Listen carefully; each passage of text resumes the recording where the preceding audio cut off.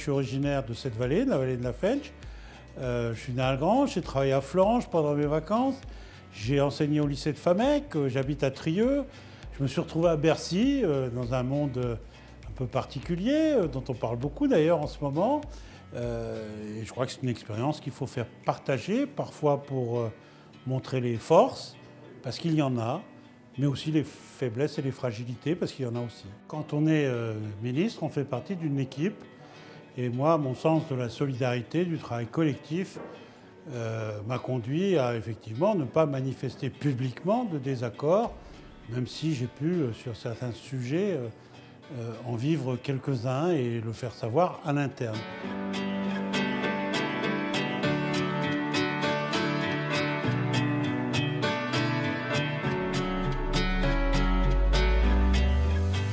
Le prélèvement à la source, moi j'y ai travaillé pendant 1 an.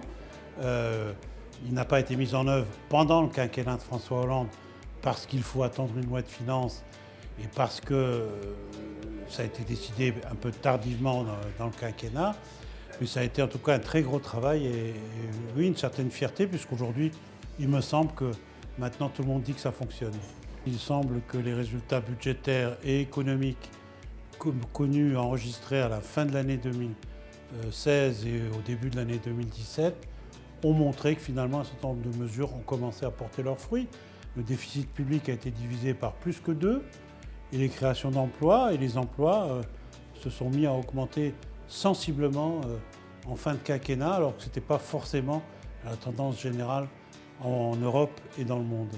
C'est quelque chose dont on a beaucoup parlé à une certaine époque en disant les lois, notamment fiscales, changent trop souvent. Et là, j'ai un peu le sentiment qu'on est reparti dans une espèce de tourbillon où on est en train de réinventer l'eau tiède un peu toutes les 5 minutes. Je crois que la loi fiscale, elle est ce qu'elle est, elle a des défauts, qu'on peut faire certaines retouches. Je ne suis pas complètement sûr qu'il faille une révolution fiscale.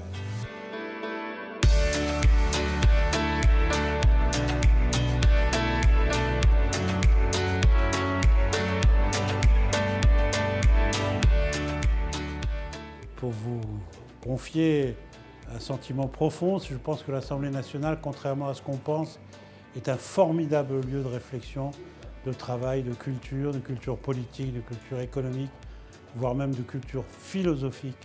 J'y ai passé des années formidables.